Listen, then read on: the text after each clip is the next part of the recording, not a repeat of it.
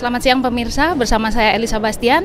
Saat ini saya berada di Balai Kartini mengikuti suatu acara yaitu diskusi terbatas refleksi 8 tahun ID.Tuk dalam industri telekomunikasi di Indonesia dengan tema Kiamat Telekomunikasi Indonesia dan Impact-nya terhadap telekomunikasi di Indonesia.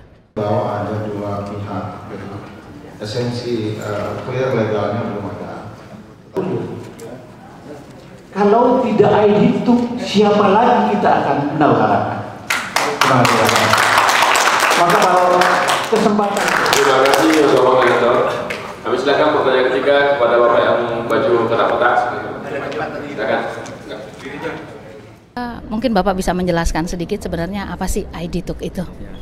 ID.Tuk adalah Indonesia Telecommunication Users Group. Jadi kumpulan pengguna telekomunikasi Indonesia. Jadi seluruh pengguna telekomunikasi baik individual maupun corporate users bisa bergabung di kita. Tentu saja semua ya. Artinya kebetulan kita di-endorse sama International Telecommunication Users Group. Jadi sebetulnya latar belakang berdirinya ID.Tuk ini sendiri apa, Pak? Ini menarik karena begini, sampai 2004 itu belum pernah ada yang namanya ada YLKI itu kan, tapi kan YLKI terlalu luas gitu kan cakupannya. Nah, kalau pengguna telekomunikasi atau ID.Tuk ini adalah fokus kepada telekomunikasi. Jadi di situ juga end to end, ada yang dosen, ada yang praktisi, ada yang profesional, ada mantan regulasi dan lain sebagainya berkumpul di dalam satu wadah ini untuk memberikan edukasi, kemudian input, masukan regulasi kepada pemerintah dan mengkritisi semua kebijakan telekomunikasi di Indonesia. Tentu saja berpijak ataupun merefer kepada International Telecommunication Users Group yang mana dia juga mempunyai vote terhadap ITU, International Telecommunication Union. Menurut Bapak sendiri sebetulnya tujuan acara ini kalau boleh tahu, Pak? Ini salah satu daripada kewajiban ID.Tuk untuk memberikan edukasi kepada masyarakat ya seperti ini. Nah, sebagaimana kita tahu bahwasanya saat sekarang itu kita tahu ada kasus di telekomunikasi Indonesia tentang IM2 dan Indosat di Kejaksaan itu toh. Nah, kita harus bisa mengedukasi masyarakat bahwasanya ini bisa berimpact kepada kita loh, masyarakat gitu kan. Jangan sampai Anda tidak aware. Gitu kan? Jadi mereka bilang hanya di Indonesia yang memperhitungkan yang utama untuk memajukan negara ini di dunia IT. Ini kan akhirnya terabaikan dengan waktu yang terbuang. Berapa asosiasi IT dipelopori oleh Mas Alen mungkin juga sudah mendengar isu yang sekarang ini atau akhir-akhir ini mengenai kiamat internet gitu ya. Sebagai seorang praktisi IT dan juga berkampanye atau mempopulerkan penggunaan internet sehat, bagaimana tanggapan Anda mengenai isu ini? Dalam kacamata saya pribadi bahwa kasus ini perlu dipahami oleh umum. Ya, pengertian tentang kiamat internet ini jangan-jangan dianggap oleh umum kiamat yang seperti apa gitu kan?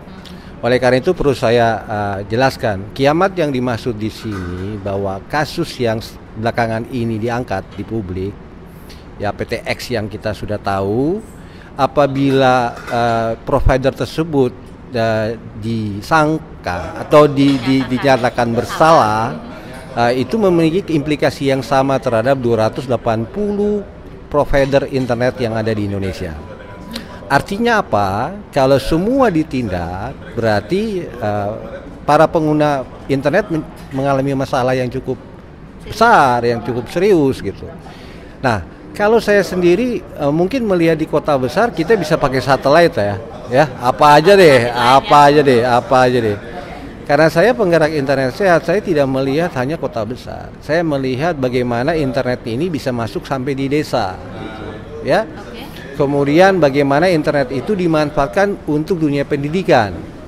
Nah, sehingga kalau itu menjadi masalah besar, pertanyaan saya gitu, bagaimana nasib dunia pendidikan kita?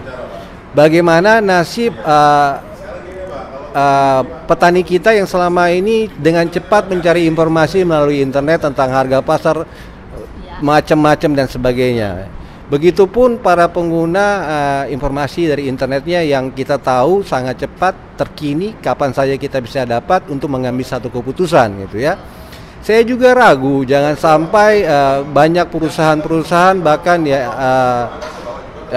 banyak sekali organisasi yang lumpuh karena komunikasi data melalui internet ini saat ini sangat dibutuhkan gitu ya. Jadi kalau kita mau menerjemahkan manfaat dari internet kan cukup banyak. Dengan terjadinya masalah ini, atau kita namakan saja deh tanda kutip internetnya mati atau kiamat di Indonesia. Pertanyaan saya, sampai sejauh mana hati nurani hakim atau jaksa penuntut itu terhadap masalah ini? Oke, saya angkat aja deh, saya masuk sedikit dalam masalah hal hukum yang menyangkut rakyat banyak. Ya, hukum kita menganggap begini, kalau hukum satu kasus menyangkut rakyat banyak, kepentingan rakyat banyak, tentu saja harus mempunyai pertimbangan khusus, ya.